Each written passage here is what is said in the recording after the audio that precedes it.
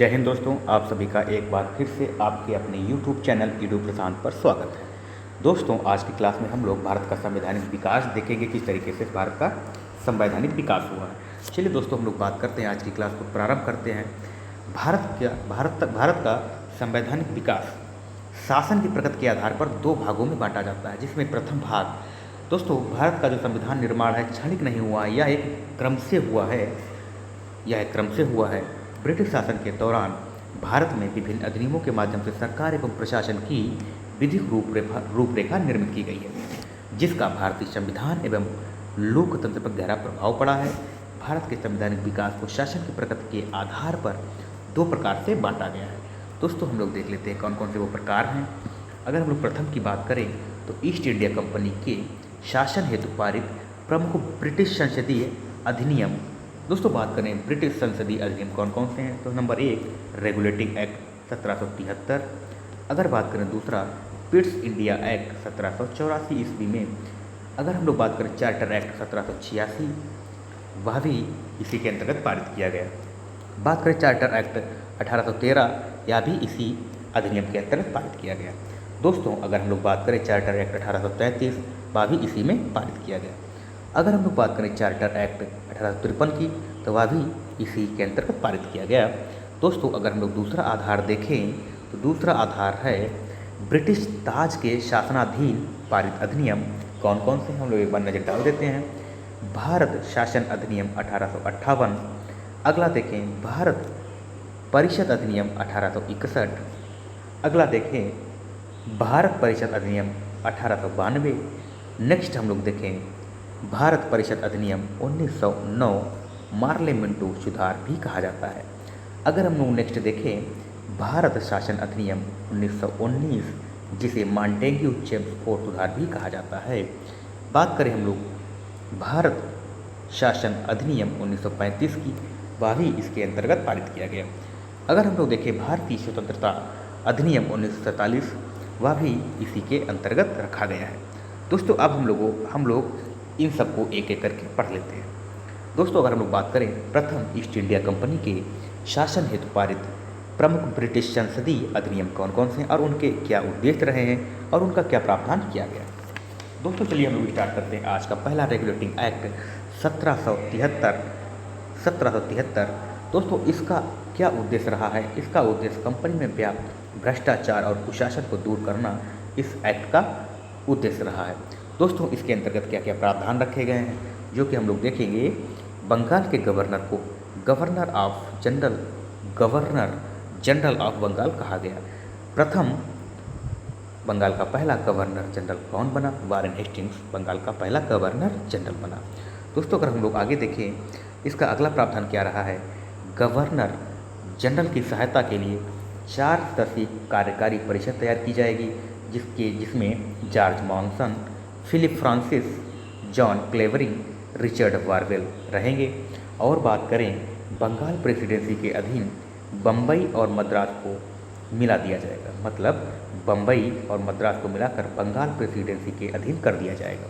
दोस्तों, अगर हम लोग बात करें, इसी रेगुलेटिंग एक्ट के अंतर्गत उच्चतम न्यायालय की स्थापना की गई, जिसके मुख्य न्यायाधीश एलिजा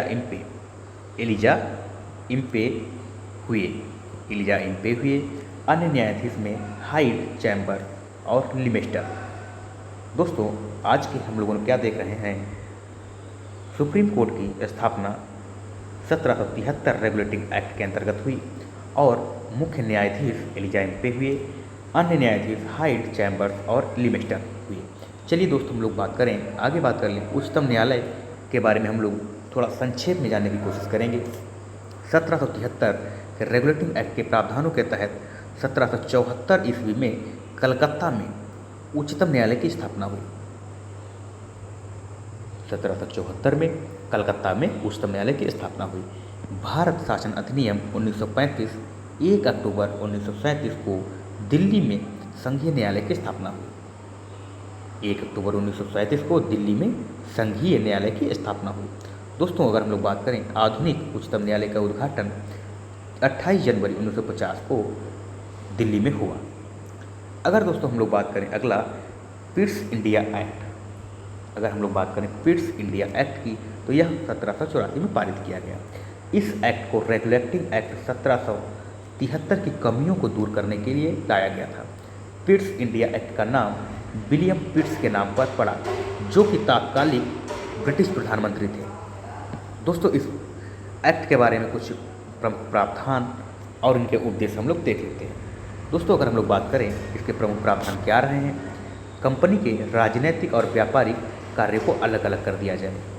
कंपनी के राजनीतिक कार्य और व्यापारिक कार्य, राजनीतिक कार्यों को प्रबंधन के लिए नियंत्रण बोर्ड नाम के नए निकाय का गठन किया जाए और व्यापारिक कार्यों के लिए निदेशक मंडल को अधीक्षण की अनुमति दी जाए।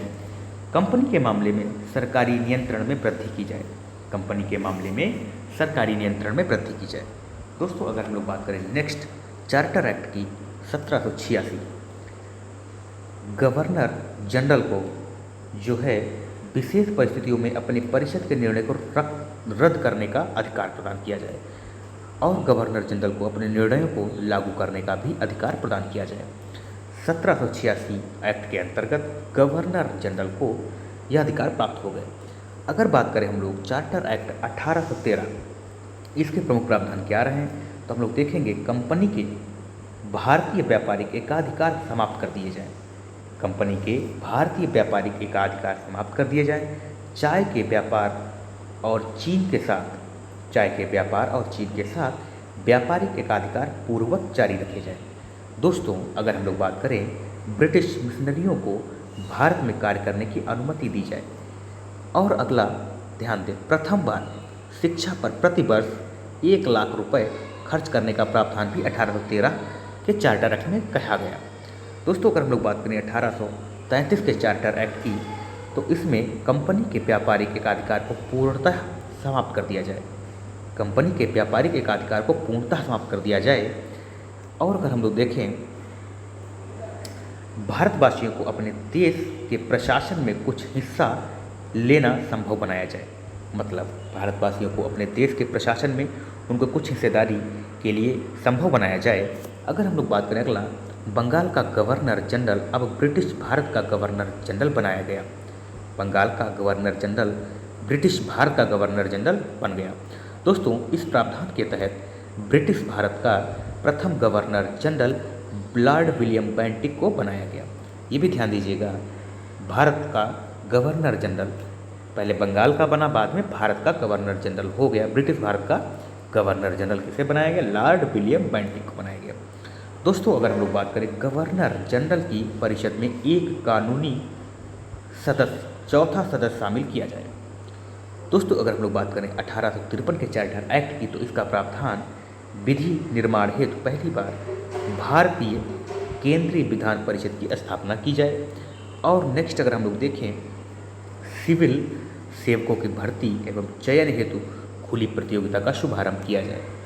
अगर बात करें हम लोग, डायरेक्टरों की संख्या 24 से घटाकर 18 कर दी गई, जिसमें से 6 सम्राट द्वारा मनोनीत होंगे। दोस्तों, अगर हम लोग बात करें कार्यपालिका और विधायिका संबंधी शक्तियों का पृथक्करण किया जाए। दोस्तों, यह भी महत्वपूर्ण तथ्य है, कार्यपालिका और विधायिका के जो भी शक्तियाँ हैं उनको अलग अलग कर दिया जाए। दोस्तों, आज हम लोगों ने ईस्ट इंडिया कंपनी के शासन हेतु पारित प्रमुख ब्रिटिश संसदीय अधिनियम हम लोगों ने देखे हैं। हम नेक्स्ट की क्लास में हम लोग इसके आगे ब्रिटिश ताज के शासनाधीन पारित अधिनियम देखेंगे। दोस्तों, आज की क्लास और कंटेंट कैसा लगा आप सभी बताएंगे, लेकिन एक रिक्वेस्ट आप सभी से है कि इस क्लास को आप लोग ज़्यादा से ज़्यादा शेयर करें और जो लोग नए हैं वो इस चैनल को सब्सक्राइब करें। दोस्तों, आज के लिए बस इतना ही। धन्यवाद। जय हिंद, जय भारत।